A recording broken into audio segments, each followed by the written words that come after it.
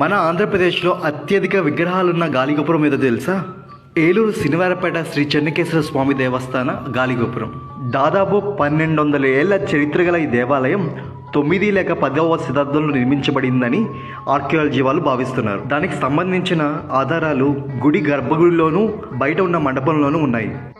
ఇక్కడ చెన్నకేశ్వర స్వామి స్వయంభుగా వెలిసారని భావిస్తారు. తూర్పు చాళుక్యులు నిర్మించిన ఈ చారిత్రాత్మక దేవాలయంలో 200 ఏళ్ల క్రితం ఈ గాలిగోపురం అప్పటి శనివారపేట జమీందార్ మేక అప్పారావు గారు నిర్మించారు.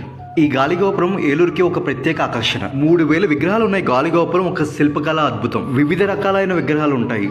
రాముడి పట్టాభిషేకం, రామాయణం, మహాభారతం, భాగవతం, శృంగారం, సంగీతం, రాజుల కాలం నాటి వైభవం, ఆరోగ్య సూత్రాలకు సంబంధించిన విగ్రహాలు కూడా ఉన్నాయి. ఈ విగ్రహం చూసారా, గర్భసంచిలో నుంచి బిడ్డని తెస్తున్నట్టుగా ఉంది. ఇలాంటి వైవిధ్యమైన విగ్రహాలు ఎన్నో అద్భుతంగా మలిచారు ఈ గాలిగోపురం పైన. దాదాపు 10 సంవత్సరాల క్రితం NIT వరంగల్ నిపుణులు వచ్చే దీన్ని పునరుద్ధరించారు. 2004 నుంచి ద్వారకా తిరుమల దత్తత్వ దేవస్థానంగా అభివృద్ధి చెందుతుంది. శ్రీ చెన్నకేశ్వర స్వామి దేవస్థానం, శనివారపేట, ఏలూరు.